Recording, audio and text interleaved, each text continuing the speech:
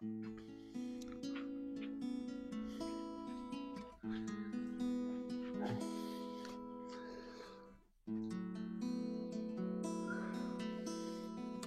bien voilà, aujourd'hui je vais traiter un sujet qui me tient à cœur, que j'aime bien développer.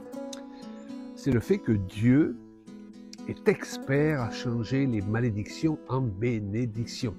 Il y a un verset biblique qui va apparaître là, au bas de la vidéo, et qui le dit très clairement.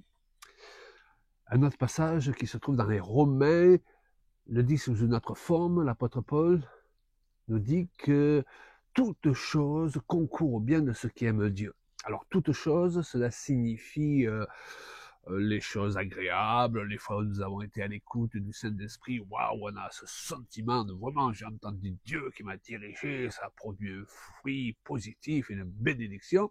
Mais c'est aussi ces moments où, permettez-moi l'expression, on a été à côté de la plaque, où on a raté le Saint-Esprit, on a ce sentiment que on n'a pas entendu Dieu, et puis on s'est fourvoyé.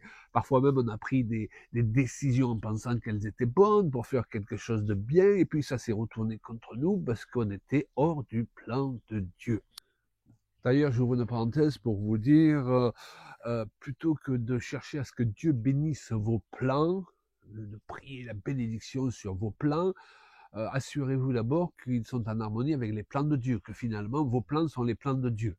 Et parce que les plans de Dieu, eh bien, ils sont déjà bénis. Parfois, on veut que Dieu bénisse nos plans, mais il a d'autres plans, lui, pour nous.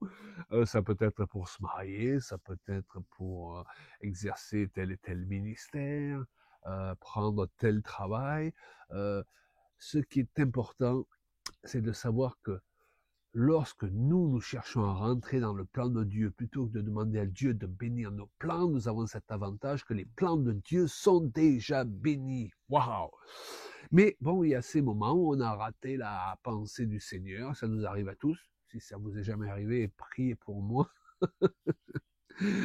Et où on a ce sentiment, et c'est ce que le diable essaye de nous faire croire, que, eh bien, ça y est, Dieu ne va pas pouvoir nous bénir, il va plus pouvoir rien faire avec nous, on en a raté la cible, donc on est à côté de la plaque, et qu'est-ce qui peut sortir de bon de cela?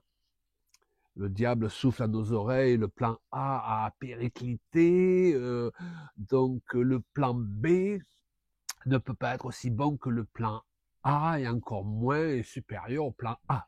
Eh bien, c'est vraiment se fourvoyer que de penser comme cela, mais je dirais d'accepter cette forme de pensée que l'adversaire veut nous insuffler, parce que justement, Dieu fait concourir toutes choses pour notre bien. Ça veut dire les bonnes choses et les mauvaises choses qui nous arrivent aussi. Les fois où on a été dans le plan de Dieu, mais les fois aussi où on s'est trompé. Qu'est-ce qui se passe? Dieu va récupérer même nos erreurs si nous adoptons une bonne attitude, n'est-ce pas, bien sûr, de repentance, de croire que tout est possible à Dieu, dans une attitude de foi. Eh bien, il va utiliser même ces choses désagréables, ces échecs, ces erreurs qui sont arrivées, pour les faire concourir à notre bien, pour les faire rentrer dans son plan. Waouh! Même si elles n'étaient pas le plan de Dieu au départ, il va quand même les faire rentrer dans son plan. Et c'est ce qui est merveilleux avec le Seigneur. Alors là aussi, j'ouvre une parenthèse, n'est-ce pas, pour vous dire que c'est pas parce que Dieu fait rentrer dans son plan une chose, une maladie qui nous est arrivée, un manque d'argent auquel on a été confronté, un clash qu'on a eu dans nos relations avec d'autres personnes, cette église qu'on a peut-être quittée dans les mauvaises conditions. Ce n'est pas parce que Dieu fait rentrer dans son plan ces choses pour les faire tourner à sa gloire et pour notre bien, qu'il faut partir du principe que ces choses étaient dans son plan. Pourquoi? Parce que c'est la manière parfois de raisonner de certains chrétiens. Tout ce que Dieu permet, c'est sa volonté. Or, je voudrais vous dire que Dieu permet les crimes, il permet les vols, il permet les viols, et toutes ces choses sont tout sauf sa volonté. Nous sommes bien d'accord. D'ailleurs, je revois cette notion, cette compréhension de la permission de Dieu, souvent très mal interprétée dans une brochure que j'ai intitulée « Oui, mais il le permet ». J'ai fait une vidéo d'ailleurs sur la présentation du contenu de cette brochure. Non, ce n'est pas parce que Dieu permet une chose qu'au départ, elle était selon sa volonté. Et c'est la différence qu'il faut bien marquer. Mais une fois que la chose est arrivée, eh bien, Dieu va la faire concourir à notre bien. Il va même nous faire rebondir, je le répète, si nous adoptons la bonne attitude, dans une position encore supérieure à la position que nous avons connue avant la chute. Et il y a une méga histoire dans l'Écriture qui nous est relatée dans les premières pages de la Genèse pour confirmer ce que je dis. Eh bien, c'est lorsque le Seigneur place Adam et Ève dans le jardin d'Éden. Nous ne pouvons pas penser que Dieu les a placés avec l'intention qu'ils chutent, n'est-ce pas?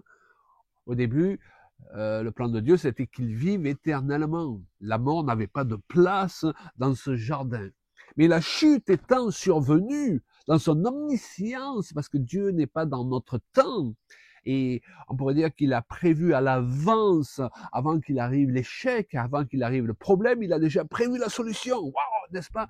Merveilleux, fantastique, avant même que votre problème, que votre divorce, que votre faillite soit arrivé, Dieu avait déjà prévu la solution pour vous en faire sortir, pour vous faire rebondir à partir de cette situation, dans une situation qui ne soit pas juste inférieure ou équivalente à la position que vous aviez avant la chute, mais dans une position supérieure. Wow, c'est comme ça que je conçois le Seigneur.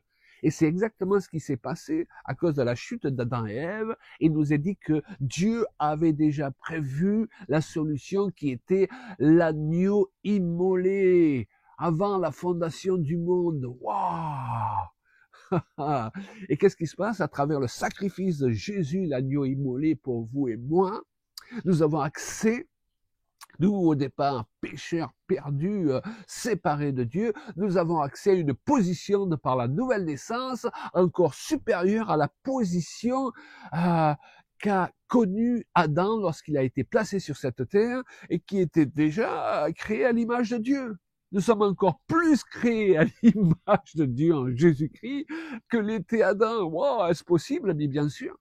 Parce que la Bible nous dit que de ce fait, nous sommes assis maintenant dans les lieux célestes avec Christ, que nous faisons partie de la famille de Dieu, que Dieu nous a recréés selon une nouvelle sorte d'être. Jésus-Christ, lorsqu'il est mort sur la croix, alléluia, il est allé dans les lieux inférieurs, il est ressuscité, et comme le premier-né, nous dit l'Écriture, d'une nouvelle création, d'une nouvelle créature. Et lorsque nous naissons de nouveau, nous sommes recréés dans l'esprit de Christ en tant que nouvelle créature de sa catégorie. Wow! Donc Dieu a utilisé la chute, une fois qu'elle est arrivée, pour sa gloire et pour notre bien, à travers un plan, bien sûr, qui lui a coûté la vie de son Fils unique. C'est pourquoi combien nous devons avoir de respect pour le plan de Dieu qui a rattrapé, eh bien, le plan que Adam et Ève ont fait foirer. Et si Dieu l'a fait pour Adam et Ève, eh bien, il va le faire aussi. Maintenant que vous le connaissez, que vous faites partie de sa famille, qu'il vous chérit comme des enfants, des filles et des filles chéries, eh bien, il va le faire pour vous, pour vos échecs, pour vos blessures, pour toutes les choses qui vous ont empêché de réussir dans la vie. Dieu va les prendre, les faire rentrer dans son plan et vous faire rebondir à partir de là dans une situation, dans une position supérieure. Je le répète, moi c'est comme ça que je conçois Dieu. J'ai du mal avec le Dieu que me présentent certaines personnes qui d'un coup il est dépassé. Ça y est, le problème est arrivé, ainsi parle l'Éternel, je ne sais plus comment vous sortir de là. Eh bien, la parole que ce même Dieu a donnée à Jérémie pour un peuple qui, à cette époque, était amené esclave à Babylone, c'était pas, ainsi parle Dieu, je ne sais pas comment vous sortir de là, c'était que malgré ces choses, voici les projets que j'ai formés sur vous. Non projet de malheur, mais projet de bonheur pour vous donner un avenir et une espérance. S'il avait dit pour te donner un avenir, ou pour te donner de l'espérance, ben déjà c'était pas mal, hein, on pouvait comprendre. Mais il veut tellement qu'on saisisse sa manière de penser, le Seigneur, qui nous dit un avenir et une espérance. Dieu n'en a pas fini avec moi, Dieu n'en a pas fini avec vous, et ce ne sont pas les erreurs, les chemins que nous avons pris parfois que nous n'aurions pas dû prendre, qui vont empêcher son plan puissant de s'accomplir dans notre vie. Et c'est le principe du GPS. Le Saint-Esprit, c'est notre GPS. Si on a pris un chemin de traverse, si on a pris un chemin de campagne qu'on n'était pas supposé prendre, eh bien, si on adopte la même attitude, au lieu de râler, au lieu de se laisser aller à l'abattement, à la dépression, le GPS, le Saint-Esprit, va nous ramener sur le chemin de notre destinée. Il va même utiliser, le temps qu'on a passé sur ces chemins qu'on n'était pas supposé emprunter au départ.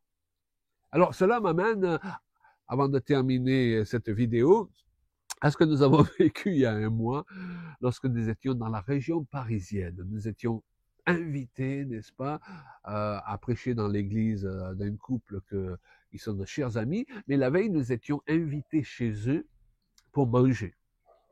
Et je peux le dire bêtement, lorsque j'ai rentré l'adresse dans le GPS de la voiture pour aller chez eux, eh bien, j'ai rentré leur ancienne adresse. Bon, je ne sais même pas encore aujourd'hui pourquoi j'ai fait cette erreur. Dans la précipitation, il y a beaucoup de choses qu'on fait qu'on ne devrait pas faire. Eh bien, évidemment, lorsque nous sommes arrivés sur place, ce n'était pas l'endroit où ils habitaient. Pourtant, je savais qu'ils avaient déménagé. C'était l'ancien endroit où ils habitaient. Et donc, ça nous a fait perdre une bonne heure. Et en plus, j'aime pas être en retard. Et le sentiment, vraiment, d'avoir été à côté de la plaque. Bon, ses amis étaient heureux de nous recevoir. Et comme ils sont précieux, n'est-ce pas? Mais voilà. Mais ce qui s'est passé, c'est que lorsque nous avons réalisé que nous nous étions trompés, au lieu de reprendre l'autoroute, on a suivi une route parallèle. Et lorsque nous roulions sur cette route parallèle, nous sommes passés devant un grand jardin avec un grand château où c'était beau, et on s'est dit avec mon épouse, si un jour on avait le temps, on aimerait vraiment venir visiter cet endroit. Et donc le lendemain, nous sommes venus pour tenir le culte, et nous sommes repartis de là en prenant cette autre route dans l'autre sens. Et là, nous nous sommes arrêtés à ce château, à ce grand jardin. Nous avons passé 1 heure ou 2 à marcher, à le visiter. Il faisait beau et c'était un temps vraiment exceptionnel et formidable que nous avons passé. Nous nous sommes réjouis de passer ce temps-là dans cet immense espace. Et donc, quel est l'enseignement à tirer? Eh bien, c'est que nous avons pu bénéficier de cette bénédiction parce que nous nous sommes trompés la veille. De là à chercher à se tromper intentionnellement pour que Dieu nous bénisse, bien sûr que là, ça serait se moquer du Seigneur et prendre sa grâce en vain, n'est-ce pas? Mais c'est pour confirmer tout ce que je vous ai dit dans ce message. Dieu va utiliser toutes les situations pour sa gloire et pour votre bien. Simplement, ce que nous avons mentionné, c'est une fois que nous nous sommes rendus compte que nous nous sommes trompés, adoptons une bonne attitude. Ne laissons pas le diable nous amener dans le découragement. Louons Dieu, remercions-le pour son pardon, de ce que nous n'avons pas été suffisamment à l'écoute de son esprit la plupart du temps. Et puis bénissons son nom et proclamons qu'il est le Dieu qui change les malédictions en bénédictions. Je ne sais pas quelle est votre situation actuelle, mais si elle est complexe, si vous avez un sentiment d'échec, de ne servir à rien, peut-être de vous être trompé, et que Dieu, peut-être vous en veut. Le diable, vous savez, on l'appelle le malin, c'est pas pour rien. Il essaye de tordre la réalité, de nous faire passer des récits pour des lanternes. Eh bien, sachez que notre Dieu vous chérit parce que vous êtes son enfant, vous êtes authentiquement né de nouveau. Il ne va pas vous laisser tomber comme ça. Il va prendre tout ce qui vous a blessé, tout ce qui vous a meurtri peut-être, l'échec, pour vous faire rebondir, alléluia, dans une situation glorieuse et pour vous bénir. Dans la bénédiction est en route, même lorsque vous êtes passé à côté, car notre Dieu est le Dieu qui change les malédictions en bénédictions.